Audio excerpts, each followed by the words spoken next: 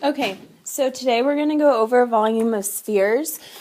Volume of spheres, for the most part, is pretty much just like what you did with cylinders, just like what you did with cones, prisms, and pyramids, but the only difference, obviously, is the formula, and you guys get to use a calculator, which I know you're pretty stoked about.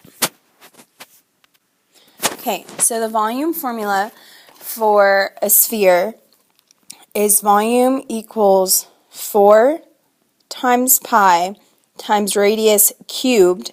Be very careful because it's cubed. It's not squared. I promise you guys will make that mistake. And then you're dividing it all by 3. Again, you do get to use a calculator, so this shouldn't be too hard. I know the formula is not as nice as we would like it to be, but I know you guys are smart cookies and can do it. So, the first example, you have the volume equals, we always write our formula first, pi r cubed over 3. So now let's fill in the information we know. We have our 4 as a constant. Pi, since they don't give it to us, is 3.14. Our radius, they tell us, is 7. And that's cubed. And we're going to do all of this over 3. So even though we get a calculator, we still need to show all of our steps as we go, because that way if we make any mistakes, we know where the mistakes were made and we can go back and check it easily. I know you guys are annoyed by that, but too bad, so sad. At least you get a calculator. Times 3.14, and then 7 to the third power is 343. Then we divide all this by 3.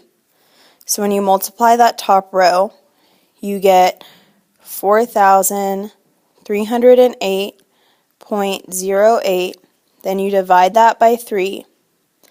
And when you divide that by 3, you're going to get a nasty decimal. If it gives you a nasty decimal and it's not specified, especially on your homework, just round to the nearest hundredth as a safe rule. So you get 1,436.03 meters cubed, because it's volume. That's the volume of our sphere. It's not too difficult. Just make sure that you show your steps as you go. Okay, so now we're going to solve for the volume of our other sphere, but be careful because this time it gave us the diameter. Our formula went away. So again, the formula is volume equals 4 times pi times radius cubed over 3.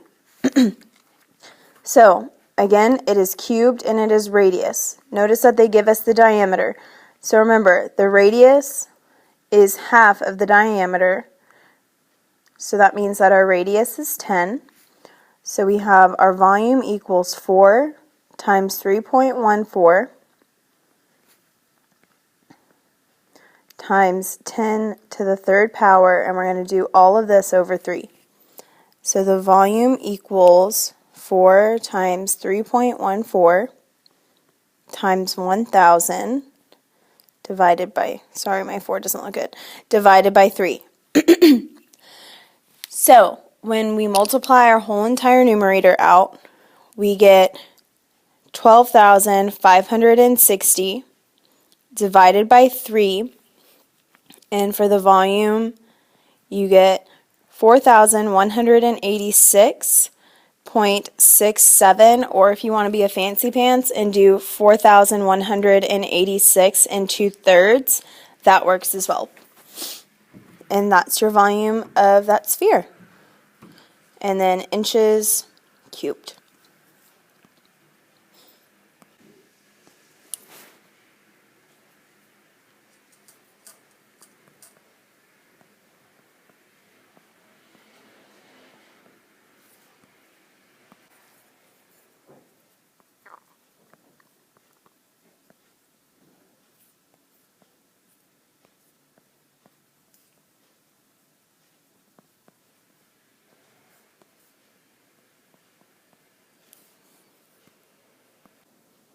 Okay, so now that you've had some time to practice, let's look at word problems that involve spheres.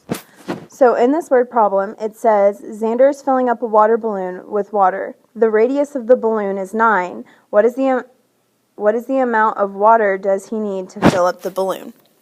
So I'm going to draw. I know that balloons technically are not spheres, but we're going to pretend today.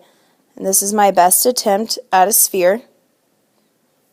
Okay, and then the radius is 9. So using our volume formula again, we have volume equals 4 times pi radius to the third power divided by 3. So let's fill in all of our numbers. We have 4 times 3.14. The radius that they tell us is 9. So then we have 9 to the third power divided by 3. So 9 to the third power is going to give us 729 over 3. And then when you multiply out your numerator, you get 9,156.24 over 3. And when you divide those for the volume, you get 3,052.08 units, since it doesn't say what they are, cubed.